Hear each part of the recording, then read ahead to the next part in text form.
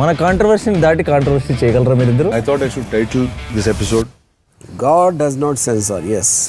నాకు ఎందుకు సార్ బాగులు చేసేటప్పుడు ఇలాంటి మంచి కామ్ ఆఫీస్ ఎందుకు లేదు మాకు? అప్పుడు డబ్బులు లేదు. పేరెంట్స్ కి బెంచ్లు ఇచ్చి మీరు కింద కూర్చున్నారా? Good good. ఏ క్లాస్ అమ్మా మీరంతా? బాగా చదువుతున్నారా? అందరూ ఫస్ట్ క్లాస్ వస్తుందా? నిజం చెప్పండి. నేను నిజం చెప్పడం కాదు, మీ నమ్మకం చెప్పండి. ఇంకా 6 నెలలు టైం ఉంది. బాగా చదువుకుంటే బ్రహ్మాండంగా వస్తారు. నమ్మకమేనా? ఏమ్మా టీచర్స్ అంతా పిల్లలంతా మీ పిల్లలేనా? తల్లులంతా కూడా తండ్రులు తక్కువ వచ్చారే? పనికి వెళ్ళిపోయారా? ఎంతమంది తండ్రులు చేలిపోయి ఎత్తండి.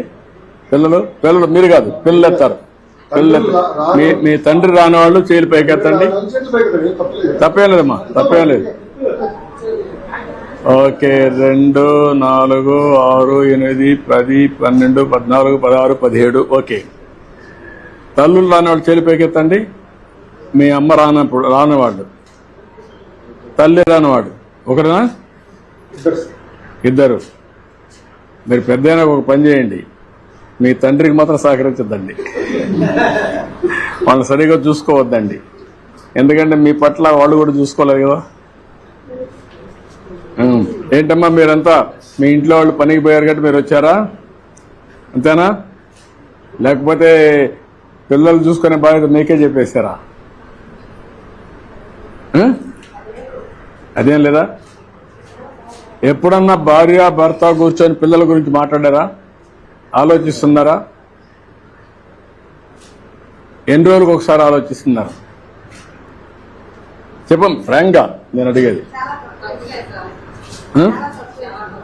చాలా తక్కువ అమ్మా.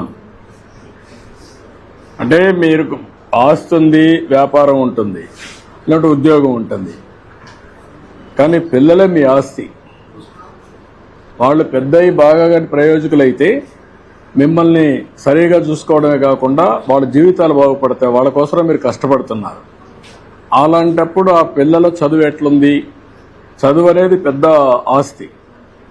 నాలెడ్జ్ ఎకానమీలో పిల్లలకు చదువు అనేది చాలా గొప్ప ఆస్తి. అది దాన్ని ఎంత పెంచితే అంత ఉపయోగపడుతుంది. మీకు దేశం అభివృద్ధి అవుతుంది, ఆదాయాలు పెరుగుతాయి. ఆ ఆదాయం, పెరిగిన ఆదాయం మీ కుటుంబానికి రావాలంటే, మీ పిల్లలకు రావాలంటే చదువు చాలా ముఖ్యం.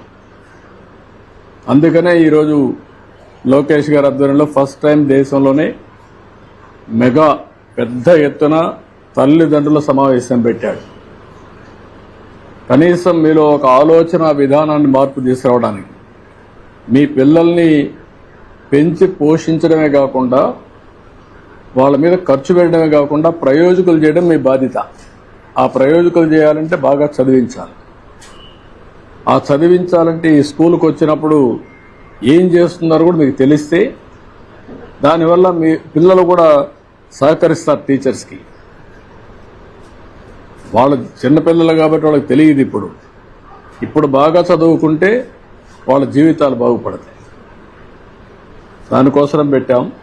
సంతోషం, మీ అందరితో మాట్లాడుతున్నాం. ఏమ్మా మీకు ఇలాంటి సమావేశాలు ఎన్ని రోజులకు ఒకసారి పెడితే బాగుంటుంది? సంవత్సరానికి 2, 3, 4 ఇలాంటి సమావేశాలు పెట్టి మీకు అందరికి ఫోన్లు ఉన్నాయా? ఏదైనా మెసేజ్ పంపిస్తే అందరూ చేరుతుందా? ఏమ్మా పిల్లలు మీరు చెప్పండి, మీ తల్లికి కానీ తండ్రికి కానీ ఫోన్లు ఉన్నాయా? లేవని వాళ్ళు చేలిపైకి ఎత్తండి. అందరికీ ఉన్నాయి. కాబట్టి నేను 30 ఏళ్ల ముందు ఆలోచించాను ఫోన్లన్నీ. ఇప్పుడు అందరికీ ఫోన్లు వచ్చేసాయి. ఇప్పుడు ఆ ఫోన్ వచ్చిన తర్వాత ఇప్పుడు నెలవారీగా మీరు పరీక్షలు పెట్టినప్పుడు కానీ మీ పిల్లలు స్కూల్కి రాకపోతే కూడా మీకు పంపిస్తారు. ఈరోజు రాలేదనుకోండి, చెప్పకుండా మీకు మెసేజ్ వచ్చేస్తుంది. మీరు దానిపైన పిల్లల్ని అడగచ్చు. అదే సమయంలో మీరు పరీక్షలు రాస్తానే ఎన్ని మార్కులు వచ్చా కూడా ఇంటికి పంపించేస్తాం. ఏమంటారు, బాగానే ఉంటుందా బాగుండదా? ఎందుకు? మళ్ళీ మీ ఇంటికి పోతే మీ అమ్మ నన్ను అడుగుతారు కదా, అప్పుడు చెప్పాలి కదా. పర్వాలేదా? అవసరమైనా అవసరం లేదా? అవసరం జైలుపైకి ఎత్తండి పిల్లలు. అవసరం అనేవాళ్ళు లేదనేవాళ్ళు మీ అమ్మ కొడుతుందనా? ఓకే. అందరికీ ఒక- పేర్లు వచ్చినాయమ్మా? మేడం గారు అందరికీ అన్ని ఎక్స్ప్లెయిన్ చేశారు, అన్ని చెప్పారా? ఏ సబ్జెక్టులు ఎన్ని మార్కులు, అటెండెన్స్ అన్ని? ఇప్పటి నుంచి మీ ఆరోగ్యం కూడా చూస్తాం.